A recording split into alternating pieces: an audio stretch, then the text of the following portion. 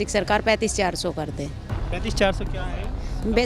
Salary चाहते हैं हम लोग, हमारी बेसिक चाहते हैं। अभी हमारी बेसिक 19,900 है। हम चाहते हैं कि सरकार हमारी बेसिक पे बढ़ाए, इसलिए हम यहाँ आज पूरे के पूरे 22 जिलों में सबके सब धरने पे बैठे हुए हैं, सारे कलर के।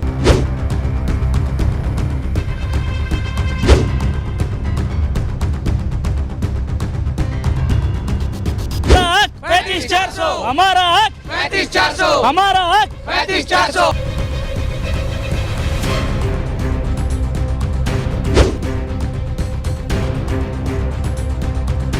आज के टाइम में एक कलर के ऊपर इतना काम का प्रेशर है। काम का प्रेशर होने के बाद भी उसकी बेसिक पे सिर्फ 19,900 है, जो एक ग्रुप डी के कर्मचारी के इक्वल है। 19,900 में तो हमारा कुछ भी नहीं हो रहा। हम एक बच्चे को भी नहीं पढ़ा पा रहे। यहाँ गुड़गांव में रह भी नहीं पा रहे।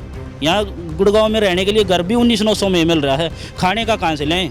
कुछ भी नहीं मिल रहा 19,900 में। बिल्कुल ऐसे हो रहे हैं, किसी दोस्त से मांगने पड़ते हैं, किसी से कुछ मांगना पड़ता है।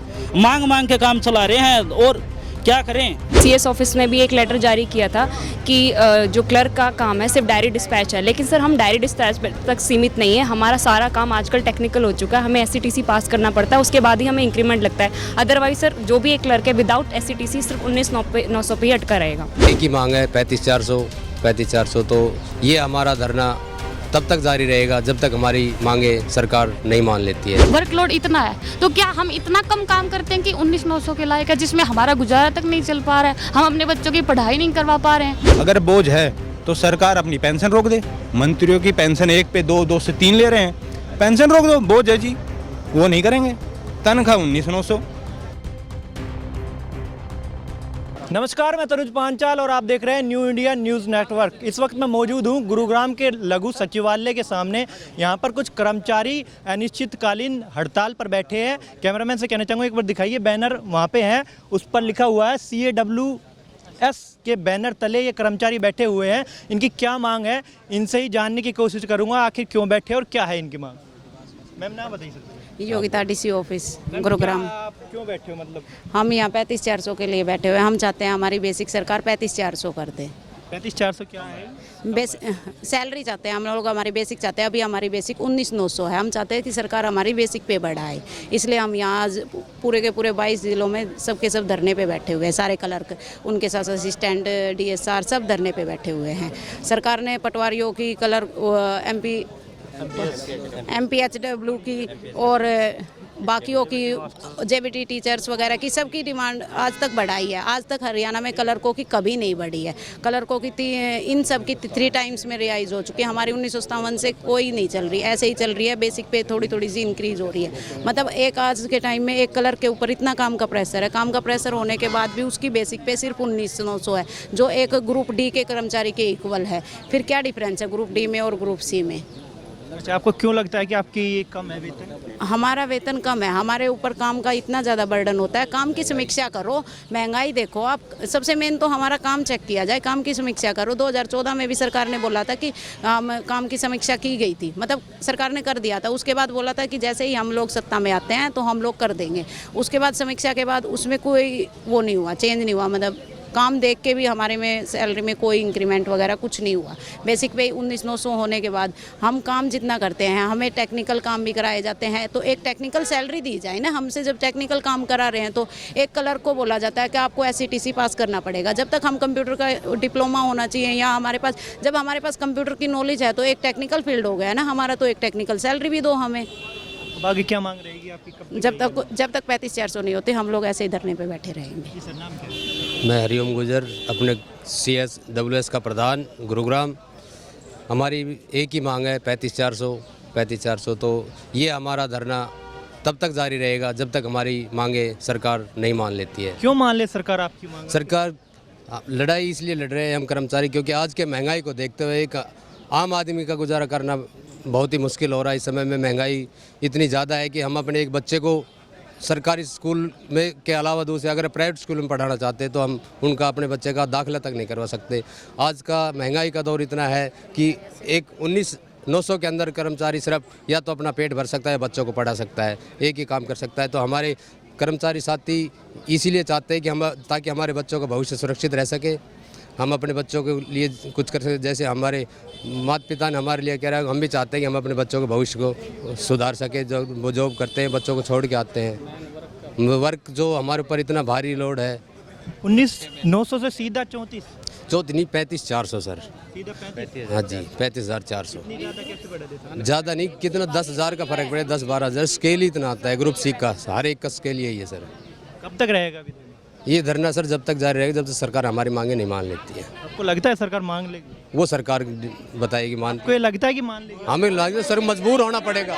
हम जायज मांग कर रहे हैं, कुछ गलत अगर आप हमारा हक 35,400, हमारा हक 35,400, हमारा हक 35,400। क्या नाम है सर? मेरा करमवीर नाम है जी। कहाँ से आए? मैं डीसी ऑफिस गुड़गांव से जी। कब से शुरू हुआ है धरना? ये जी कल से हुआ है, 5 तारीख से शुरू हुआ है धरना और ये अनिश्चितकालीन तक चलेगा जब तक हमारी मांग नहीं मानी जाएगी। 35,400 हमारा पे स्केल नहीं किया जाएगा तब तक ये धरना चलता रहेगा। आपको क्यों लगता है कि ये मांग सही है आपकी? हमारी मांग इसलिए सही है क्योंकि 19,900 में तो हमारा कुछ भी नहीं हो रहा। हम एक बच्चे को भी नहीं पढ़ा पा रहे, यहाँ गुड़गांव में रह भी नहीं पा रहे। यहाँ गुड़गांव में रहने के लिए घर भी 19,900 में मिल रहा है, खाने का कहाँ से लें? कुछ भी नहीं मिल रहा 19,900 में। बिल्कुल ऐसे हो रहे हैं, किसी दोस्त से मांगने पड़ते हैं, किसी से कुछ मांगना पड़ता है, मांग के काम चला रहे हैं। और क्या करें? 19,900 कब कर रहे हैं और सैलरी 19,900 मिल रही है। सरकार का सारा काम लिपिक वर्क कर रहा है और फिर भी हमारा इतना शोषण हो रहा है, हद से ज़्यादा शोषण किया जा रहा है हमारे साथ। मेरा नाम सोमवीर है। ये पूरा मामला एक बार विस्तार से बताइए। पूरी डिटेल बताओ सर आप। ऐसा है कि बिगनिंग से स्टार्टिंग से 1957 से अगर हम कंपैरिजन करें तो ग्रुप सी में जो है लिपिक यानी क्लर्क भी है, ग्रुप सी में जो है आपके डिप्टी रेंजर हैं, जेई जूनियर इंजीनियर थे और इसमें MPSW थे। उन सब का जो वेतनमान था वो हमारे बराबर था।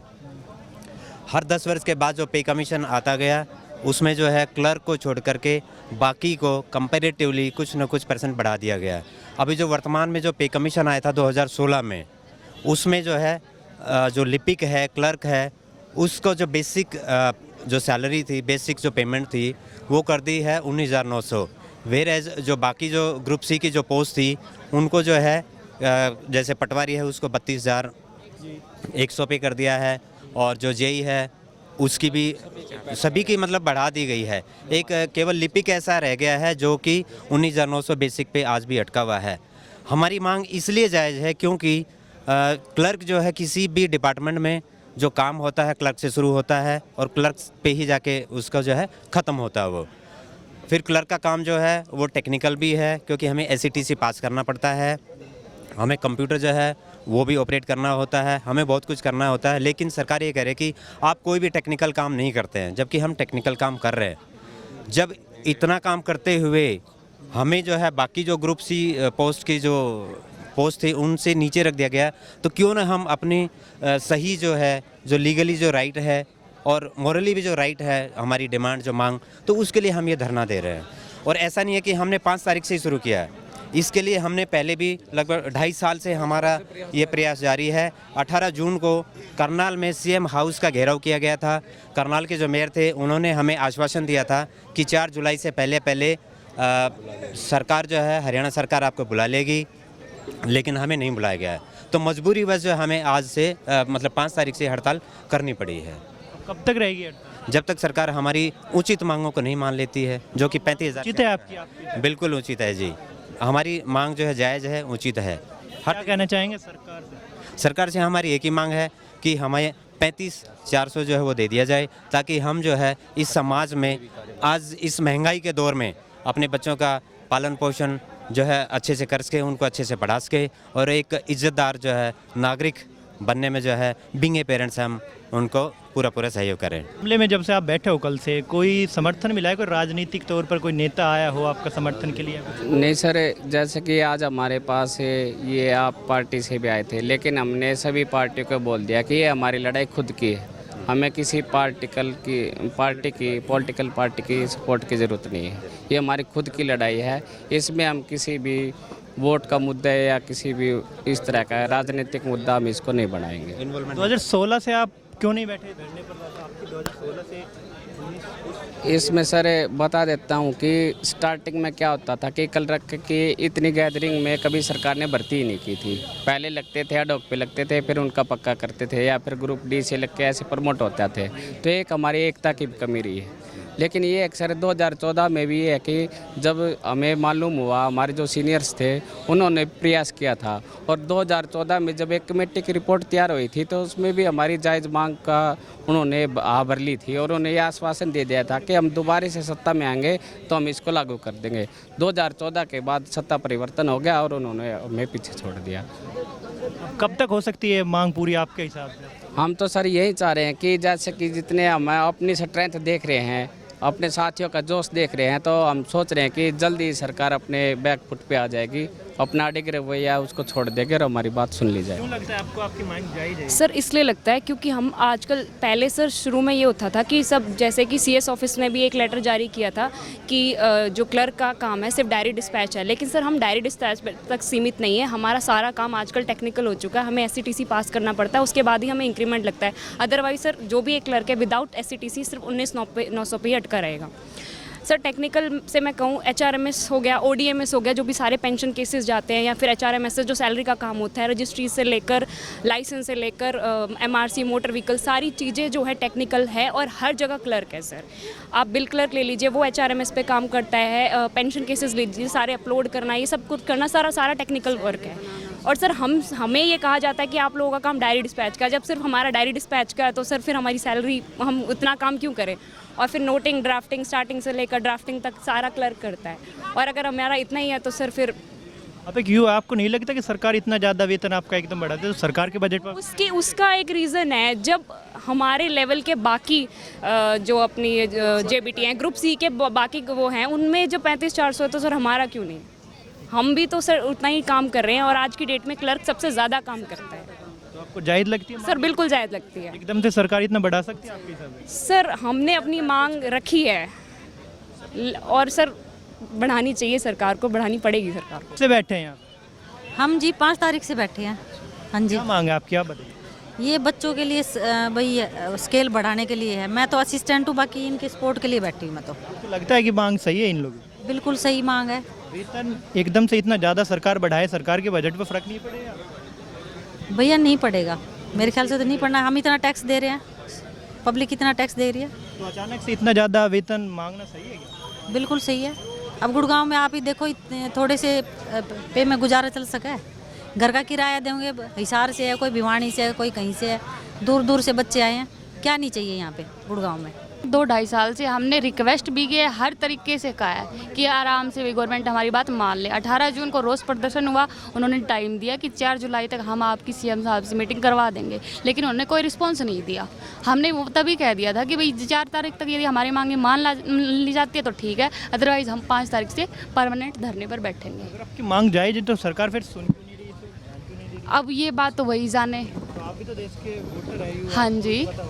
नहीं, आप ये बताओ, हम मान लो क्लर्क है, अब कोई भी यहाँ पर जितने गुड़गांव में हम मान लो, यहाँ पे कोई 1% लगा लो कि कोई यहाँ का परमानेंट रेजिडेंट होएगा, बाकी सब है सब बाहर से आए हुए हैं। उनका आप ये लगाओ 19,900 में आप किस तरह से गुजारा करोगे? 10,000 के बगैर मान लो यदि वो हस्बैंड वाइफ रह रहे, बच्चे रह रहे हैं, एक कमरे में तो रह नहीं सकते, मान लो दूसरा भी चाहिए कमरा, तो 10,000 में तो मान लो आप रेंट में कमरा लोगे, बच गए कितने? 15,000 बच गए। आपका आने जाने का कन्वेंस होगा, कोई ये भी नहीं है कि पास में ले लिया, आने जाने के लिए भी चाहिए। और फिर मान लो 5,000 आपने कन्वेंस में लगा दिया, हमारे खाने को भी तो चाहिए, बाकी भी तो खर्चे है ना, बच्चों की फीस। हाँ, बच्चों की फीस है, मान लो पढ़ाई, वो चीज़ें तो अलग है, मतलब कि खर्चा तक भी नहीं चल पा रहा है। और मेन बात ये है कि ग्रुप C की जितनी भी पोस्ट है तो उनकी सबकी 35,400 है, तो क्या सबसे कम काम क्लर्क करता है? तो क्यों ये भी तो देखना चाहिए कि मान लो कलर का 9 से 5 लगता है, आप देखना जाके, मतलब कि सुबह से गर्दन उठाने का टाइम नहीं मिलेगा, वर्कलोड इतना है, तो क्या हम इतना कम काम करते हैं कि 19,900 के लायक है, जिसमें हमारा गुजारा तक नहीं चल पा रहा है, हम अपने बच्चों की पढ़ाई नहीं करवा पा रहे हैं? तो सरकार ने अभी तक क्यों नहीं सोची आपके बारे में? अगर इतना ही अब ये तो वो जाने, सरकार जाने, हम नहीं कह सकते ना कि सरकार ने क्यों नहीं किया। क्या नाम है? जी मेरा नाम सोमवीर कुमार है, मैं क्लर्क हूँ PWD B&R गुरुग्राम में। और क्यों आपको सही लगती है कि सही है ये? बात यह है कि जी 2016 में भी कमेटी बनी थी, उन्होंने भी रिकमेंड किया था और सुप्रीम कोर्ट की गाइडलाइंस भी है जिसमें काम को देख के, जिम्मेवारी को देख के और जहाँ पे उनकी ड्यूटी है वो सब कई पैमाने हैं, उनको देखकर उनकी सैलरी जो है डिसाइड की जाए। तो यहाँ हमको सबसे कम सी क्लास में सबसे कम है, हमको 19,900 बेसिक दी जा रही है और बाकी जो हमारे और भी अन्य पोस्ट हैं साथी हैं उनकी हमसे ऊपर है। कोई ITI करके आता है उसकी भी ज़्यादा है। हम इधर 12वीं में मान लो 60% परसेंटेज है या 60 से कम लेके आया लेकिन ग्रेजुएशन की है।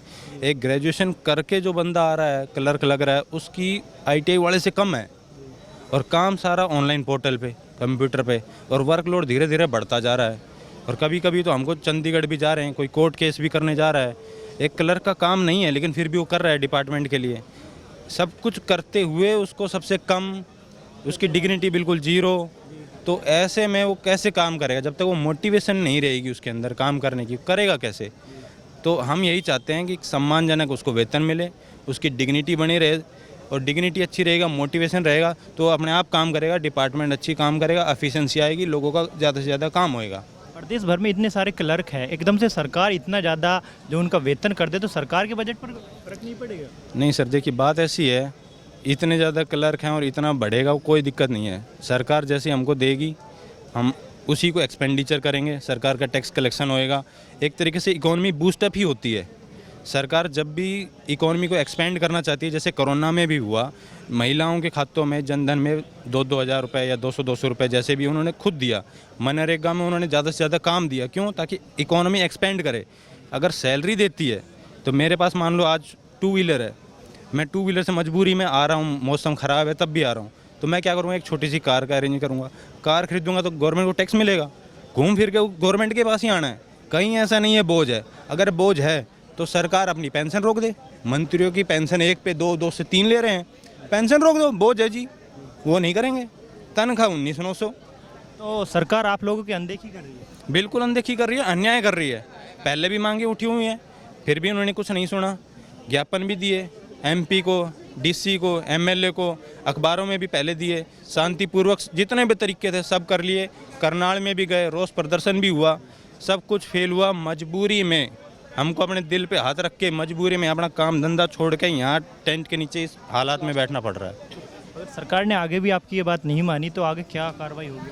आगे सबसे पहले तो ये है कि अभी मान लें कि हमको पूरा भरोसा है, सरकार पे प्रेशर बना है, लोग भी परेशान हैं, हम भी जानते हैं, हम नहीं चाहते। लेकिन अगर नहीं हुआ, 1% मान लिया कि भाई सरकार फिर भी नहीं मान रही है, बिल्कुल बहरी है, नहीं सुन रही है, तो हमारी कमेटी है इधर, हम डिसाइड करेंगे आगे क्या होगा। और अगर चंडीगढ़ जाना पड़ा, चंडीगढ़ जाएंगे, वहाँ असेंबली में हम भी बैठेंगे, हमारे प्रतिनिधि उनसे सीधा जवाब मांगेगा, हम वहीं पे आर पार का फैसला होएगा जी। और उससे लास्ट कुछ बचता ही नहीं है, फिर तो चंडीगढ़ ही कूच करना पड़ेगा। सरपंच भी कहते हैं, हमें भी जाना पड़ेगा, बाकी भी जाते हैं, वहीं फैसला होएगा फिर तो। ये थे तमाम क्लर्क और उनके साथ वर्कर। इन्होंने बताया नहीं इनका ये जो अनिश्चितकालीन हड़ताल है या धरना है ये लंबे समय तक चलेगा, लेकिन देखने वाली बात होगी कि सरकार इनकी बात कब तक मानती है या नहीं। न्यू इंडिया न्यूज़ नेटवर्क से मैं तनुज पांचाल, कैमरा पर्सन वीरेंद्र के साथ।